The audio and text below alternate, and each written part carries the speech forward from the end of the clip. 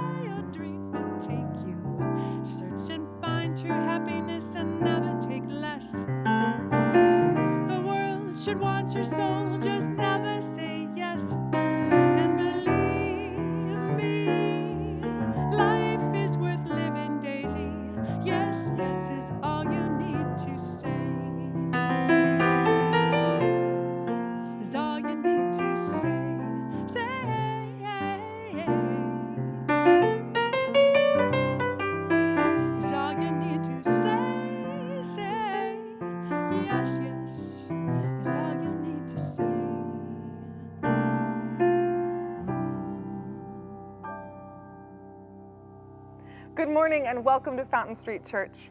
My name is Reverend Greta Seidohl and I use she, her pronouns. Thank you for being with us this morning. This is the last Sunday of our summer speaker series and Labor Day weekend. Thank you to Stephen Assarian for sharing a reflection with us today. Wherever you are, whomever you love, wherever you are on this life's journey, whatever the color of your skin and whatever you believe, you are welcome here. Thank you for choosing to spend this morning with us. As we center into this space, I want to offer us this Labor Day welcome from Megan Vister.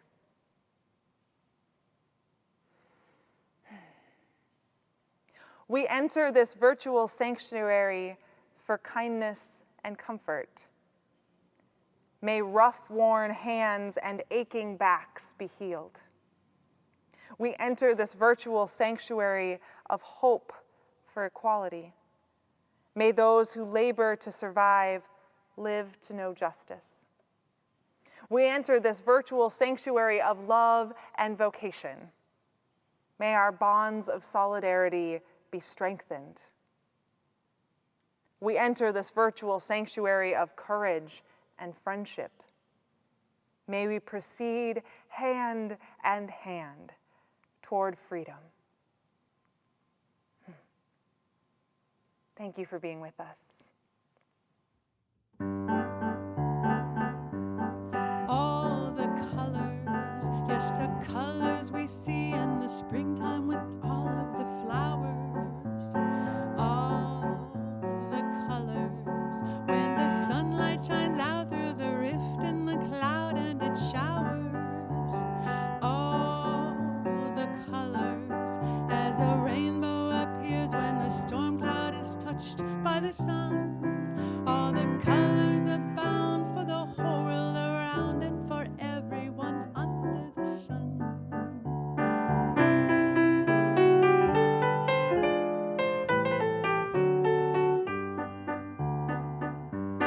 All the colors, yes, the colors of people parading on by with their banners. All the colors, yes, the colors of pennants and streamers and plumes and bandanas. All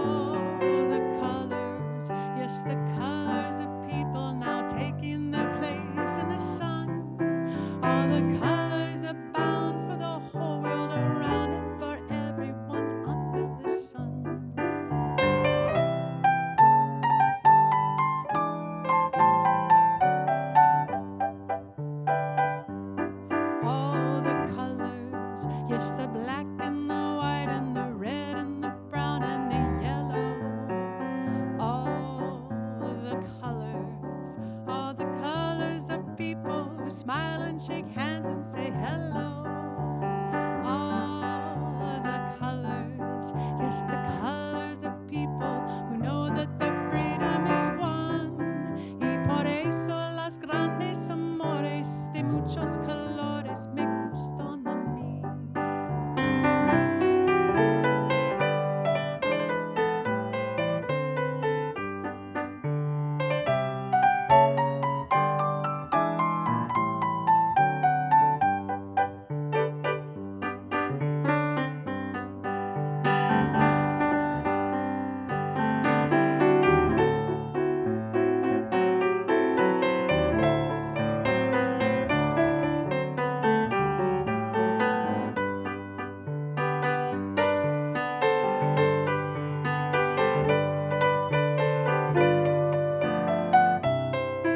Y por eso las grandes amores de muchos colores se gustan a mí. Y por eso las grandes amores de muchos colores me gustan a mí.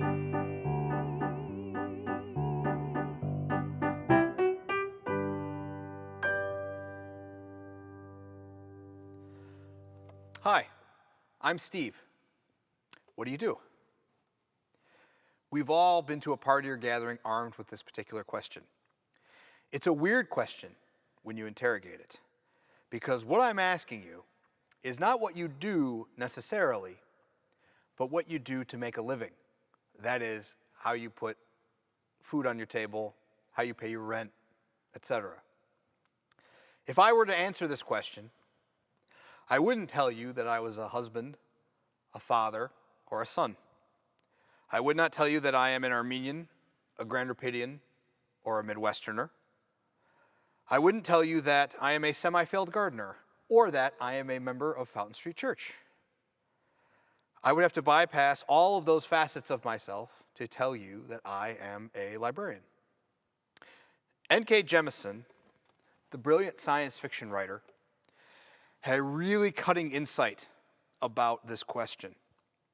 And she understood it as a way we navigate the American class system. That is, we're looking to understand whether the person we're speaking to is worthy in our eyes, whether they have dignity. The word dignity comes from the Old Latin dignitatem, which means a state of being worthy. It was used through the ages for people of an exalted rank, like a priest or a political figure. And it's important because we choose dignity in our society based on the work that we do. And we demand dignity based on the work that we do. And we define ourselves based on the work that we do. That's why, on this Sunday of Labor Day weekend, I want to explore a few things. Namely, I want to help us think about what defines good work and bad work, what makes dignity, and what solidarity is. And most importantly, I want to talk about how all of this relates to our spiritual journey here at Fountain Street Church. It's important to understand that our ideas about work are not set in stone. They're constantly changing. In fact, they were changing enough and contested enough that we've fought literal wars about our ideas of work. And one actually took place in West Virginia in 1921. It was a war between unionized miners and the mine owners and their allies, including the local sheriff and mercenaries they had bought. And the engagement lasted several days, included heavy fighting with rifles and machine guns and airplanes. In fact, it's the conflict with the ignominious distinction of being the first time Americans were bombed from the air on American soil. It's commonly called the Battle of Blair Mountain, and it's a stark example of a labor action in America, but it is not a lonely one. They've taken place everywhere, including right here in Michigan. these are times where workers rose up and demanded their dignity. I was a librarian at Kettering University before I came to Grand Rapids, and Kettering University is the old General Motors Institute, and it was built right next to Chevy in the Hole, which was a massive factory complex in the valley of the Flint River. It was the site of the Flint sit-down strike of 1937, which saw the inception of the UAW and was one of the most successful labor actions in American history, and marked a real turning point in the history of labor in America. Here in Grand Rapids, in the furniture strike of 1911, thousands of workers walked off the job demanding better wages, hours, and collective bargaining rights.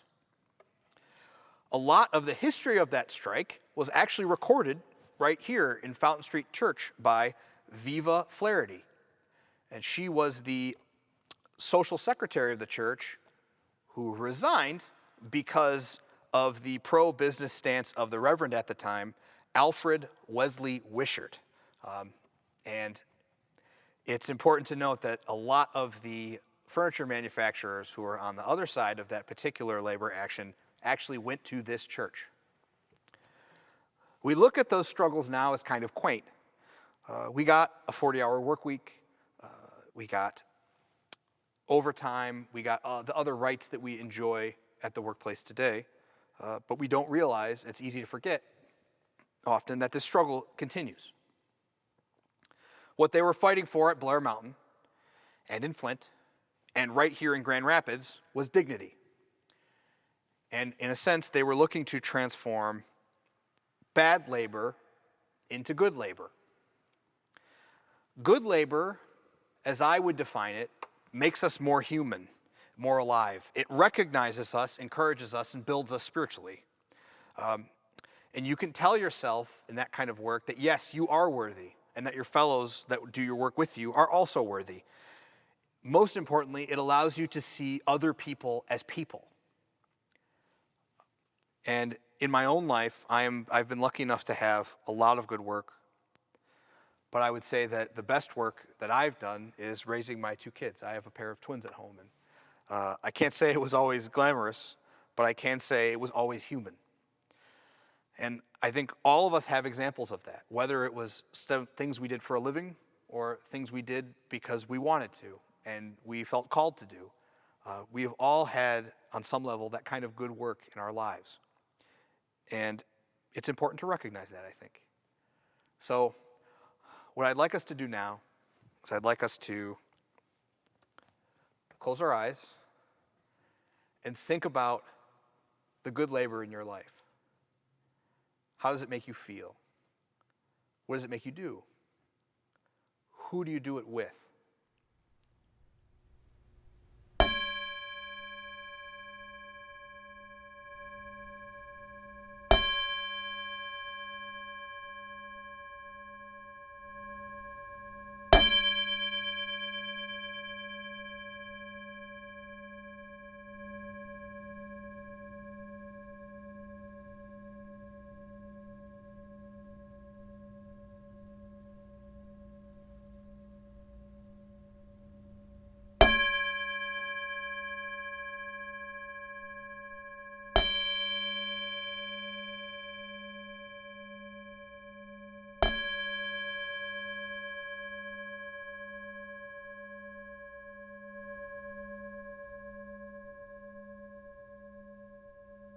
That's an editing miracle right there.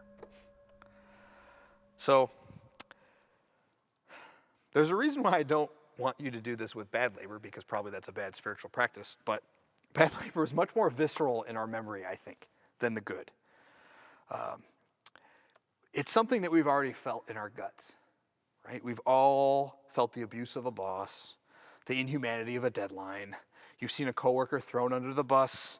You felt that dread when you walk into work on a given day, wondering what fresh horror awaits you on the other side of the threshold. And you swallow it. You swallow all that feeling, and you stuff it down. And you deny your spirit, crying out that this just is not right. And I think the way that you can think about this and the way that I think about it, is that bad labor forces us to see ourselves and see other people as this. It never takes breaks. It doesn't have children.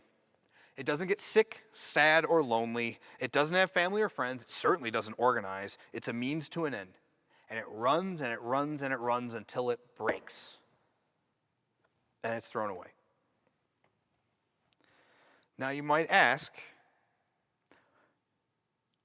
why, if this bad labor is so bad, do we see it everywhere? Why do all of us have examples of it in our heads right now? Why have we set up systems that seem specifically made to deny us our dignity?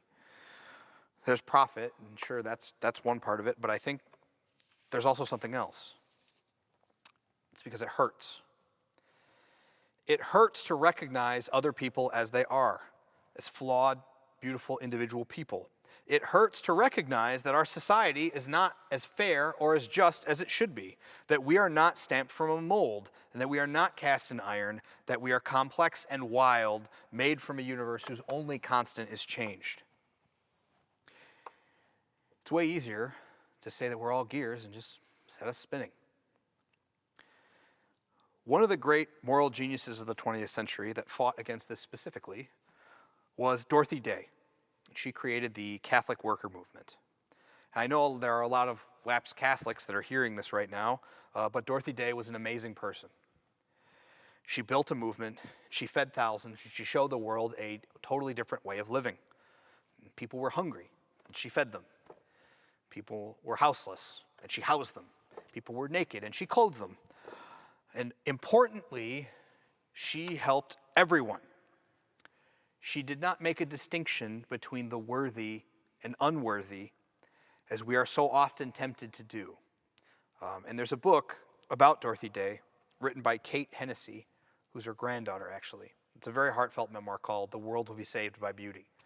It's actually available at my library, which is where I found it. And there's one passage that stuck out to me that I'll read from now. There is a Catholic worker story, a parable I call The Woman Who Never Had Enough. In the late 50s, there was trouble in the house because of Catherine Tarangel and her adult disabled son John, who later died in a fire.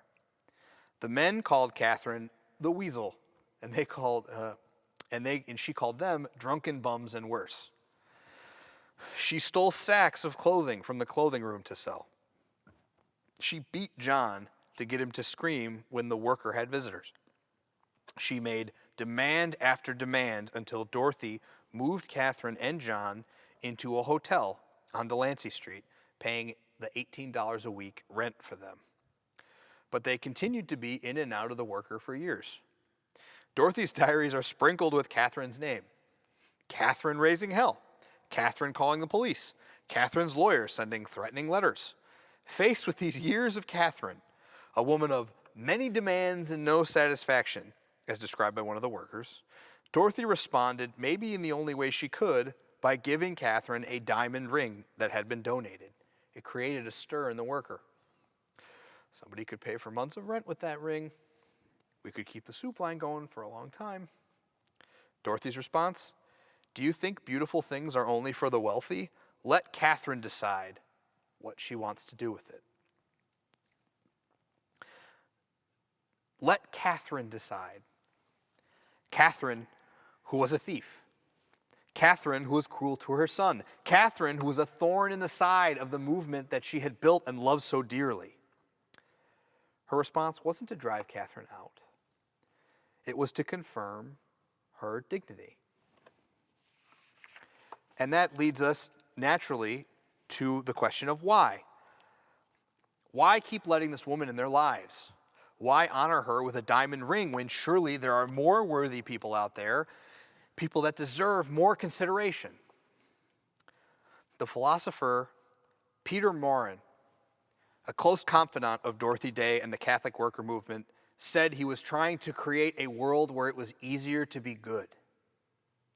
Such a world is one where everyone has dignity.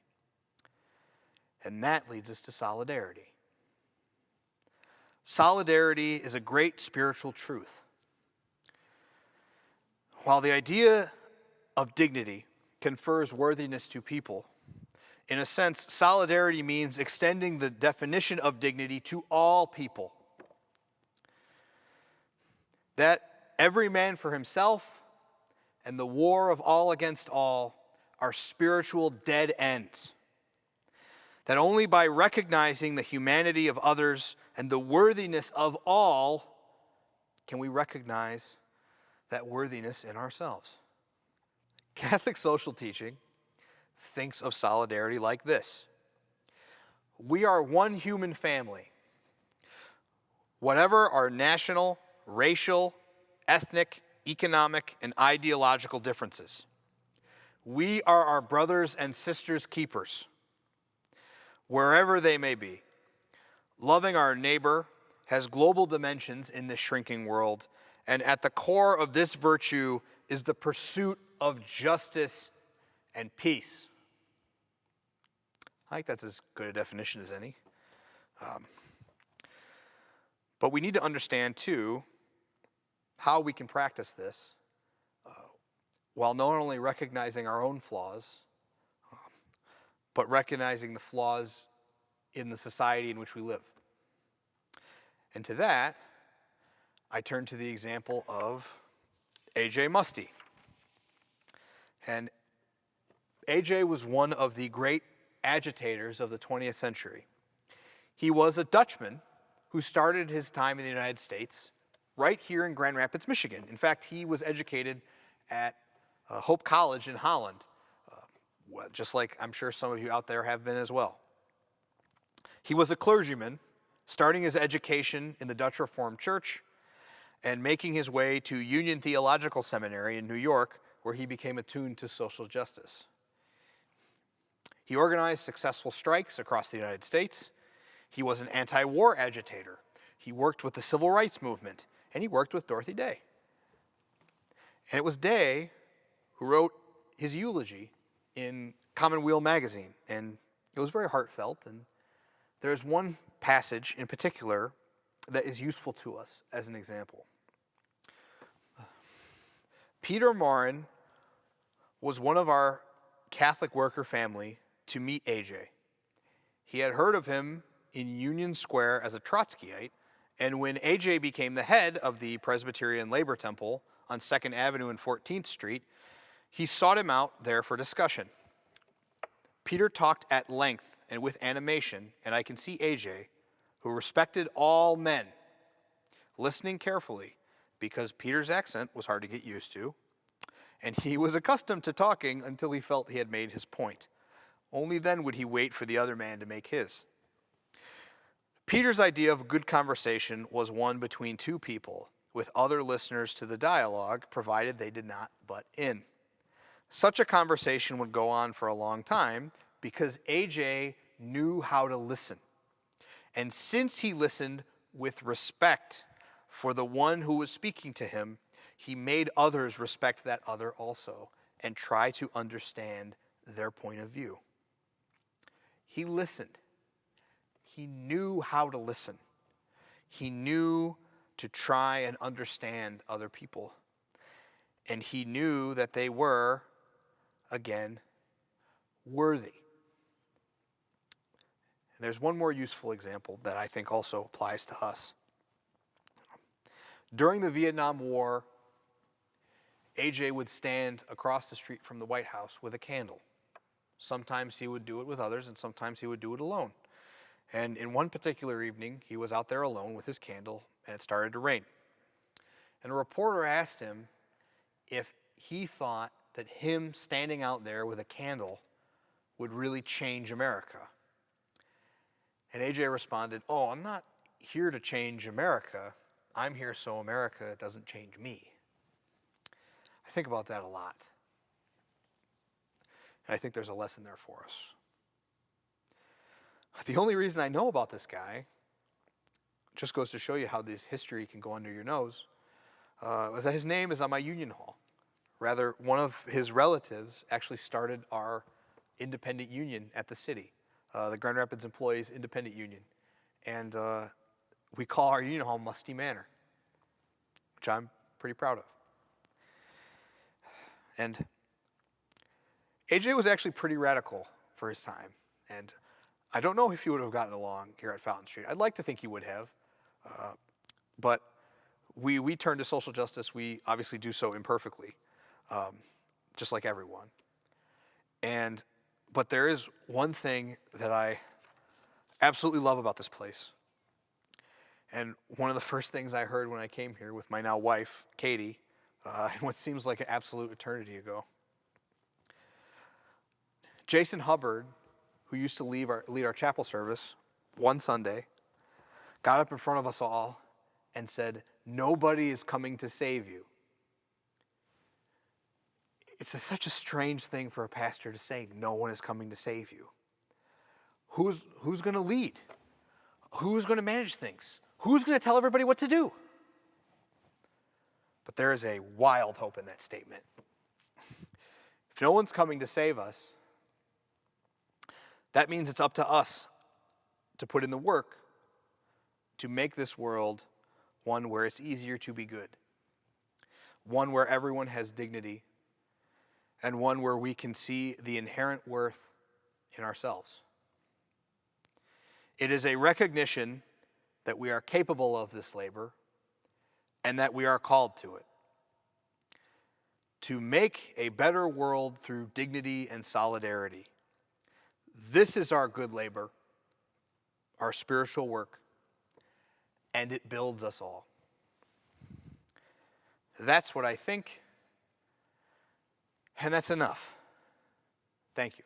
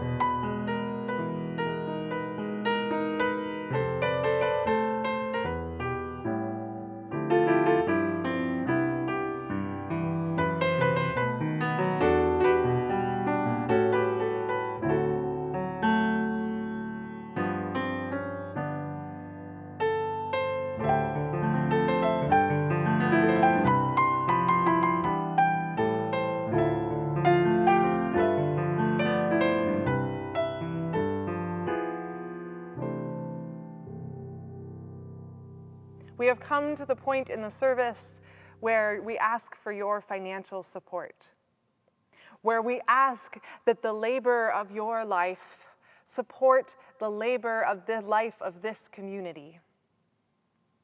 We know that for many it is a hard-won gift, and that for some it is more easily given. We ask that you give into the lifelong labor of this community to support you when times are easy and when they are hard. To when times in the world are full of beauty and when they are full of the struggle for justice. Or more often, when they are full of both.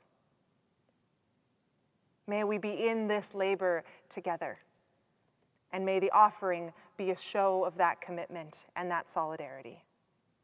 The offering will now be gratefully received. Thank you.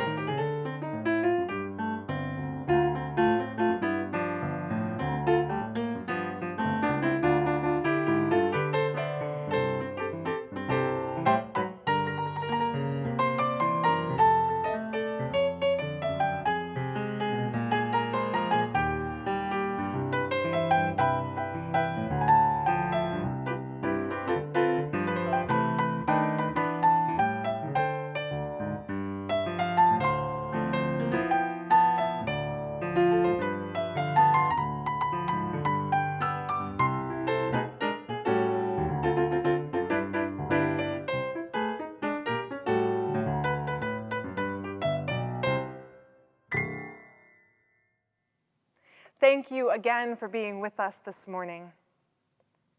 May the connections felt and the lessons learned this week go with us for whatever comes next. And may you carry with you too this blessing from Eric Williams. The world is too beautiful to be praised by only one voice. May you have the courage to sing your part. The world is too broken to be healed by only one set of hands. May you have the courage to use your gifts. May you go in peace. Blessed be.